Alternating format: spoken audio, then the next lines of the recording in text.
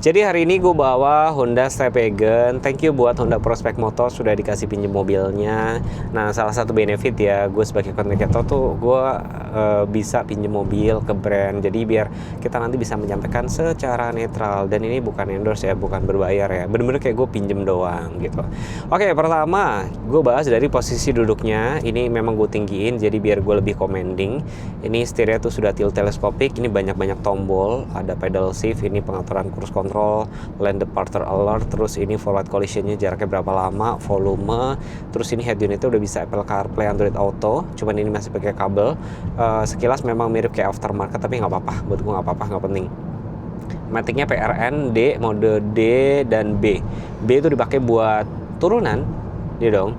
Biar nambah engine brake. D itu buat berkendara sehari-hari. Ada mode Econ, electric park B, auto hold. Ini AC-nya dual zone kiri kanan. Gue nggak tahu yang ketiga itu apakah AC-nya pengaturan sendiri atau ngikut depan, rear control. Terus ini ada hook maksimum 3 kilo. Terus sebelah situ ada glove box-nya sudah soft opening. Oke, karena gue lagi nyetir, kita nggak bisa ngomong banyak. Terus di sini spion dalam di enet biasa, tempat kacamata. Terus di sebelah sini tuh pilar A-nya. Tapi kayaknya gue lihat mana ya? Gue mau lihat Alam Sutra aja deh kayaknya. Berarti gue lihat sini. Biar kita nanti lihat-lihat kota Jakarta, lihat sini aja. Bogor via tol Jagorawi. Safety belt ada adjuster, ada airbag sampai atas. Terus di sini plafonnya hitam, sun visor gede banget, terus ada lampu kaca juga. Oke, berisik banget sih. Meter klasernya udah full digital. Di situ kebentuk konsumsi BBM 27,1 km per liter. Itu irit. Terus meter klasernya itu kan ada gambar mobil ya, ada animasi kalau mobil depan tuh dan segala macem gitu. Itu Serena for Reverse itu adalah informasi gue lagi nyetel apa Spotify-nya. Dan ngomong-ngomong dia belum dilengkapi dengan fitur kayak blind spot monitoring ya, tapi dia ada. Coba gue lihat ya. Oh, dia nggak ada, belum ada Honda Lane Watch. Dia belum ada. Ya sebenarnya kalau kita ngomong ya blind spot monitor segala macam itu juga fitur yang gue nggak terlalu pakai. Terus kalau kita ngomongin yang cruise control juga sebenarnya jarang pakai, tapi ya nice to have kalau pas perjalanan luar kota. Terus kayak kalian misalkan ngantuk, ini silo banget ya guys. Gue tutup sebentar ya guys. Kita sambil lihat-lihat kota Jakarta. Dengerin ini tes musik, tes ke depan.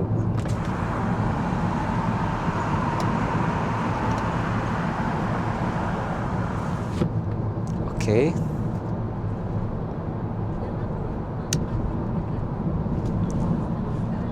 Yes.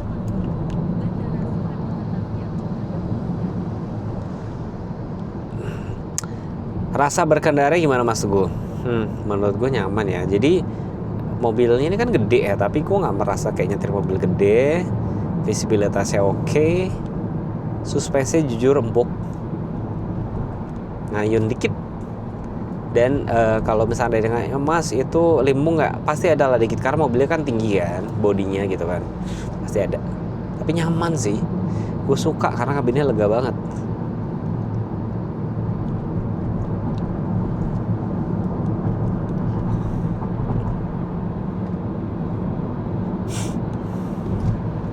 Kemacetan Jakarta tuh.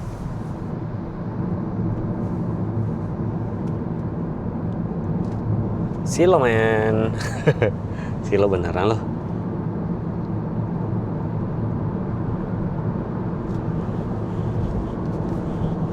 Ini pemandangan kota Jakartanya. Gue buka ya, semoga nggak silau. Wah, meskipun masih silau sih teman-teman. Kita tutup dikit. Nice. Yang silau gue sih sebenarnya. Dia cukup smooth untuk adaptive cruise controlnya. Ini lagi gue konekin untuk Spotify tapi nggak gue setelin, nanti gue kena copyright, agak repot.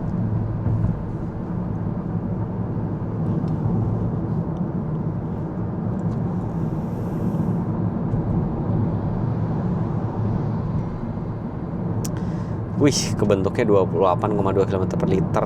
Untuk ukuran mobil segede ini sih termasuk cukup irit loh ini. Gua nggak tahu nanti sampai rumah berubah apa enggak.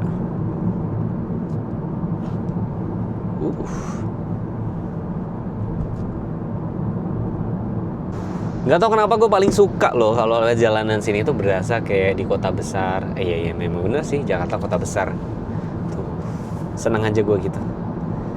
Ini dia smooth banget lagi. Bener-bener smooth gitu loh. Kalaupun ngerem dia nggak endut-endutan. Tuh ada ngerem sedikit kan dia. Ada animasinya juga kelihatan. Tuh kan ngerem sendiri kan. Tapi karena belakang gue bus, agak ngeri gue. Jadi kayak gini loh teman-teman. Kalau kita ngomongin ya, rem mendadak itu yang salah siapa? Yang belakang yang nabrak. Karena menurut gue wajib banget jaga jarak.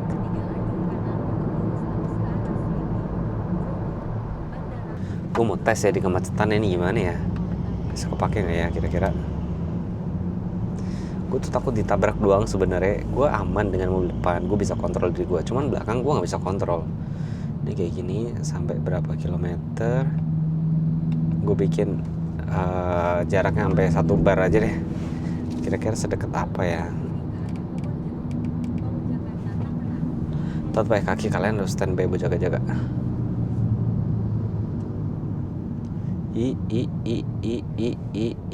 Sampai 22 17 km per jam. 16 14 16 lagi. Selama kalian nggak pencet apa-apa dia tetap akan jalan. Di sini nih jalur hot, jalur neraka yang naik itu loh, dari flyover bawah sampai ke atas itu lumayan cukup ini.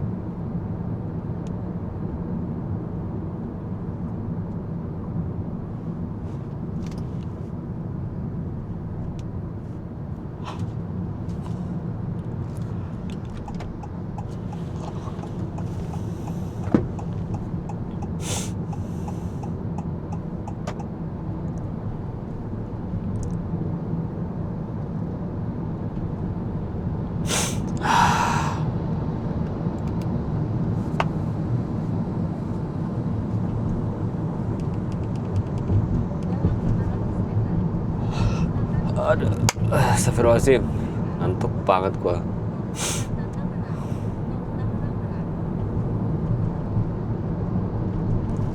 Hati-hati kalau kalian lihat sini ya, karena nanti pada saat persimpangan tuh bakal jalannya itu rambunya tuh lurus kayak gini. Nah kalau lurus itu kalian nggak boleh motong. Kalau motong itu sebenarnya kan berbahaya sama mobil lain. Dan sambungan nih rambu ini kan garisnya lurus, ketika kalian injek kalian bisa terkena potensi ditilang. Terus ini seperti biasa menuju ke Tangerang macet. Ya gue suka tuh ini loh, ada tempat minum. Misalkan kalian mau nelpon, oh nggak muat ya, oh bisa, tapi kayak gak ngepas gini. Itu bisa buat taruh minuman, jadi minuman kalian tetap dingin karena kena blower AC di sini. Ini nih total ada 4. Ini kalau di kemacetan cukup bersahabat nggak ya? Coba ya. Tetap jalan loh. Tetap jalan pelan-pelan. Tuh kaki gue ngapa-ngapain loh. Menarik loh. Ini yang gue butuhkan ketika kalian lagi di kemacetan gitu. Pasti nggak ada motor ya. Kalau ada motor ya amsyong juga sih. Beneran stop loh. Ketika gue gas.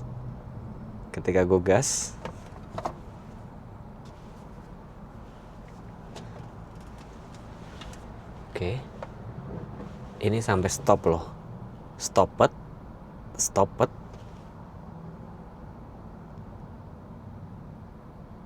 Stop. Kalau dipencet lagi, oh di jalan lagi. Oh begitu caranya. Ini beneran sampai 0 loh. 3 km per jam. Liatin ya, itu jaraknya kan gue bikin 1 0 perhatiin. Brake hold nyala. Wah, ini sahabat di kemacetan banget ya. Lampunya ngerem nyala. Terus ketika di depan jalan, kita pencet set ke bawah ini lagi. Wah, ini sahabat di kemacetan banget ini. Kaki kalian bisa slow. Emang bener ya, ada harga ada rupa ya. Tuh di kemacetan lagi. Wih. Terus kalau teman-teman lihat itu ada EV, berarti lagi nyala mode EV-nya tuh berarti tuh. Oke, ngerem lagi sampai bener-bener 0. Gua nggak ngapa-ngapain. Nah kalau EV-nya hilang berarti ini lagi nyala mesin bensinnya. Karena matinya berhentinya udah cukup lama, dia harus dipencet set lagi. Ya memang sih sebenarnya harus butuh kesadaran dari si ownernya atau si usernya gitu sih. Oke, sampai 0.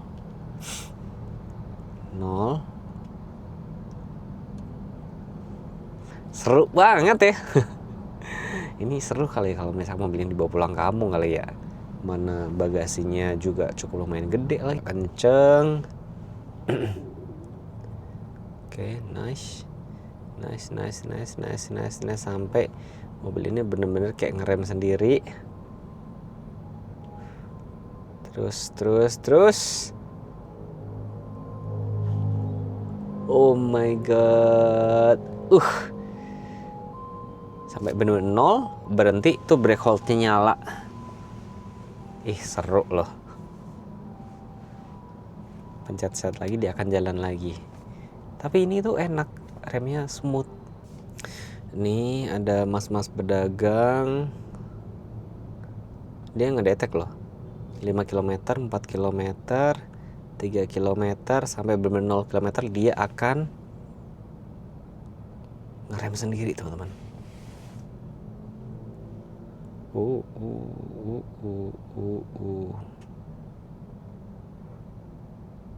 Tunggu, gue mau lihat sampai 0. Brake hold-nya nyala. Agak deg-degan guys. Bener loh, ini mobil mahal loh. 600 jutaan. 629 atau berapa tadi gitu ya. Jadi memang agak deg-degan. Nice. Tuh, brake hold-nya nyala. Asik ya. Wah, ini bener-bener memanjakan kita banget ya. Ada tempat cup holder. Ini yang paling, oh ini. Udah. Bener-bener 0 stop loh, tapi hijau-hijaunya dia masih nyala, dia nggak hilang. Kayak beberapa mobil lain kan dia nanti kayak langsung kembali ke normal gitu kan. Ini enggak ya. Ini asik loh. Berarti dia kayaknya mempelajari habit orang-orang gitu untuk berkendara. Kita pencet gini lagi dia akan jalan lagi. Tapi karena di depan ada mobil, dia akan stop lagi. Gitu sih. Belakang gua ada Innova lagi. Jadi sebenarnya kalau ketika di kemacetan ini yang gue khawatirin bukan depan, tapi gue khawatir sama mobil yang di belakang. Gue takut yang dicium aja sebenarnya gitu. Oke. Kita ngomongin kemacetan ya. Ini kan mobilnya gede nih. Gede loh nih. Menurut gue nih segede Zenix, segede Foxy juga. Di setirnya sih gampang. Setirnya nurut nih. Tapi gede mobil ini dimensinya. Oke. Kita mau kemana? Ini rebutan nih. Rebutan banget nih. Ini jadi berapa lajur jadi berapa lajur gitu ya. Yang penting kita sabar. Sabar guys. Gede-gede banget nih. Oke. Gue sih lebih baik ngalah ya kalau lagi di padat kayak gini ya. Gue mungkin mau ambil lajur yang paling kanan. Kayak lebih safety. Gue udah pasang nyalain lampu sen. Harusnya dia ngasih gue jalan. Nice. Karena sini penyempitan. Kayak tadi dari 4 atau 5 lajur gabung jadi sini. Ini pasti macet nih. Terutama buat masyarakat-masyarakat kita yang tidak mau antri. Wait, ada sesuatu yang unik nih. Jadi salah fokus tuh. 299. Wih, 399 jadi 299. OTS Jakarta. Wow. Mobil-mobil SUV compact kayaknya memang lagi pada perang ya.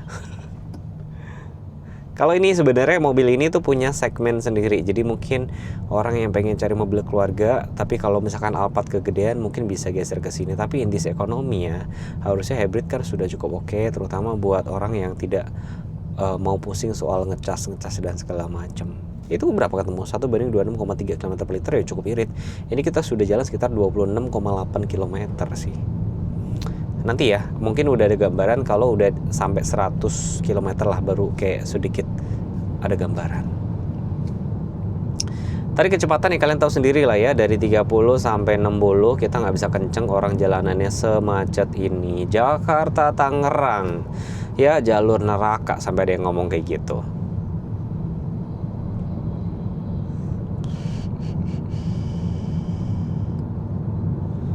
Wih, AC dingin banget guys. Ini udah gue bikin, oke kita bikin 27 aja. PM25, jadi filternya 25 gitu ya, menyaring itu ya bakteri ya.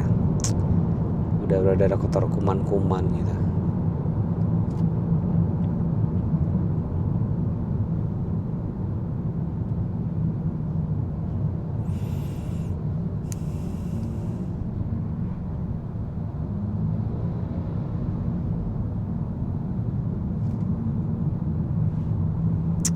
Seru kan?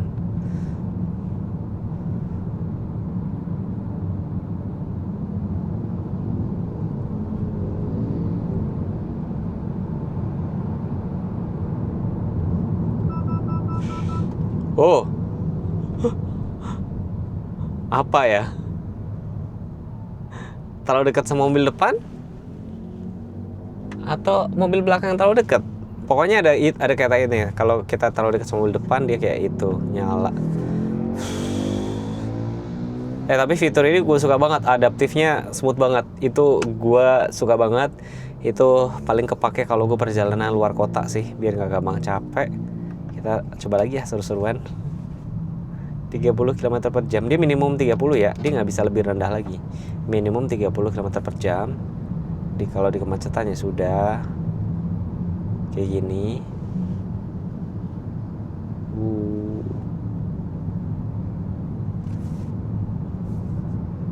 Seru ya. Gue langsung bangun loh. Tadi jujur kayak ngantuk. Ini kepake sih. Jadi ketika kalian ngantuk dan kalian nggak bisa istirahat, mau gimana solusinya? Solusinya adalah kalau belum ada pintu keluar ya mau nggak mau kalian harus standby, nyalain adaptive cruise-nya, setidaknya kalian kakinya tuh nggak terlalu capek kayak gitu.